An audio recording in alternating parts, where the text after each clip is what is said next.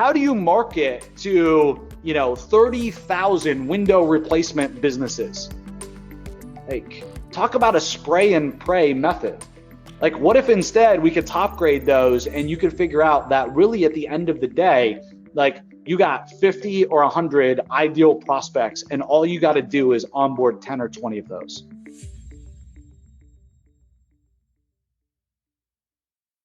Welcome to Show Me the Nuggets, where each week Joe chats with world-class entrepreneurs to find out the key principles, strategies, and processes that lie behind their outstanding achievements. Now, your host, the no bullshit serial entrepreneur, Joe Troyer. So next is the filter. And so when you pick a big niche like chiropractic, the next thing we got to do is we've got to build our filtering mechanism. And the goal of this filtering mechanism is to know what 70, 80, 90% of the market is not our customer. So you can do this by figuring out who it is that you want to work with. You can do this by figuring out that there's a specialist area that you want to target. You can do this by filtering out uneducated customers that maybe don't have a marketing budget. But you want to set a filter here because you don't want to go after all the chiropractors or all of whatever niche that you just decided. It's too much. How do you market to, 30,000 window replacement businesses? Like, talk about a spray and pray method.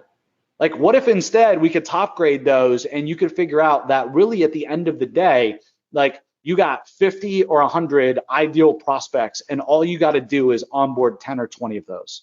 Sounds a whole lot easier to me than the other side of the equation. So we want to get super crazy about our filter.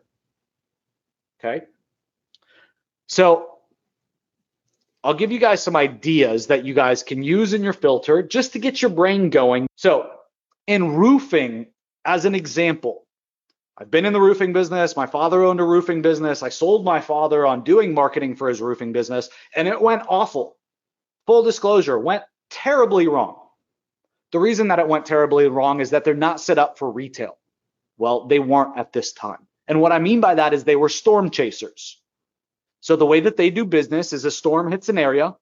It could be even a day away drive, and they will take their whole sales crew. They'll go transplant and pay for hotels and food and transportation and all that for the entire time that they're there. And they will go door to door and they will canvass, knock on doors, and they will get jobs from the people that have been affected by the storm, usually like hailstorms, as an example. Okay.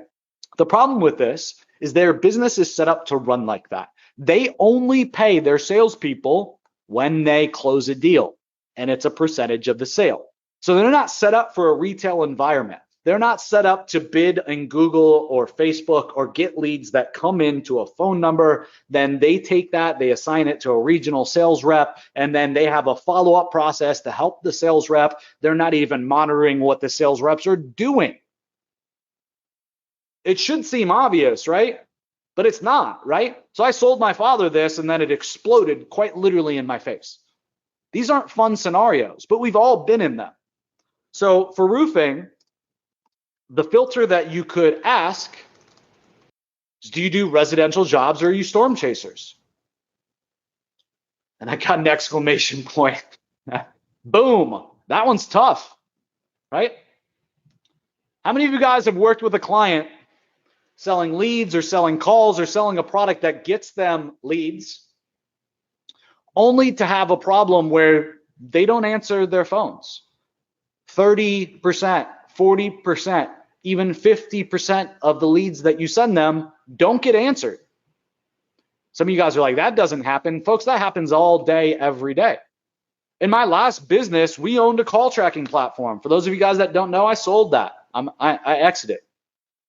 Okay. But I was able to run data high level on all of you agencies that use the platform and all of your customers and see the percentage of calls that were missed. And folks, it was above 30%. Is that your ideal customer? Missing 3 out of the 10 opportunities that you send them? No, that's asking for problems. So what could you ask? What's the question that you could ask from the beginning that would help you understand what's the leading indicator is if they've solved this problem or not, or whether this is even on their radar? Yeah, so do they have a sales team that answers the phone? Yeah, so you could say, how many people are in charge of answering the phone? And see how they respond. Oh, it's just me. Yep, click. Right, I just cut bait. I'm not talking to that roofer anymore. Another way that you can do it is you can look at like trailing indicators. And what I mean by that is in dental, for example, a question that you could ask that's very pointed and that you could frankly ask the receptionist when you call. And that's where we want to get to. We want to get to a bigger question that we could ask directly to the gatekeeper, directly to the receptionist, so that we don't have to try to get to the decision maker or the owner or the marketing director to ask this question. Why? Because if we can do this, we can pay somebody else to run this process for us. We can get a VA to run this process like I'm running right now. Okay, so if you're going after dentists, an example is how many dental, and I don't know how to spell this, so we're gonna have to auto-correct it. How many dental hygienists do you have? The reason that this is important is this gives us the trailing indicator of, do they have marketing in order? Do they have some capacity, right? Are they answering the phone? All the things that we just talked about, if they have 3+ dental hygienists, they have multiple doctors there and they have got plenty of opportunity and lead flow and capacity. So this question to start may be okay and it may not be great. It may be 2 questions to start, but as you dig in, you want to make this filter, this one question, as easy as possible. And again, the goal should be that you could take a lead list. Like I said, we ran a lead list of 30,000 window replacement companies, and I could just pay a VA $3 an hour to phone them up and ask one question, right? Or 30,000 dentists and simply ask, how many dental hygienists do you have? And if they don't answer 3 or more, we cut bait and we don't keep following up with them. So understand that this filter is going to keep getting more and more exact as you start to, that looked kind of strange, sorry about that. As you start to really deal with the niche, as you start to have conversations with the business owners and the marketing directors, and you start to draw lines in the sand and understand the different players in the industry. But understand, you need to have this filter criteria. So you start a conversation, right? And you're like, hey, my name's Joe Troyer. You're at a networking event. What do you do? Oh, I'm a dentist. Okay, great. How many dental hygienists do you guys have? They're like, 2. I'm like, oh, yeah, that's great. Here's my card. If you ever need anything, let me know. See you later. I'm done. I'm cutting bait. Conversation is over. I'm on to the next. And you can also not ask such pointed questions. You asking, right? Ring, ring. Hello, dental office. Yeah, do you guys do at least $1 million a year? Do you have a 5.0 reputation? And can you take on more business? How do you think that call is going to go? Obviously, I'm being exaggerative, but it's not going to go well. You can't ask that to a gatekeeper. Yeah, they might cuss you out. So niche, then filter within that niche. Okay, and you may have even more criteria in here, like that they're a specialist of some kind,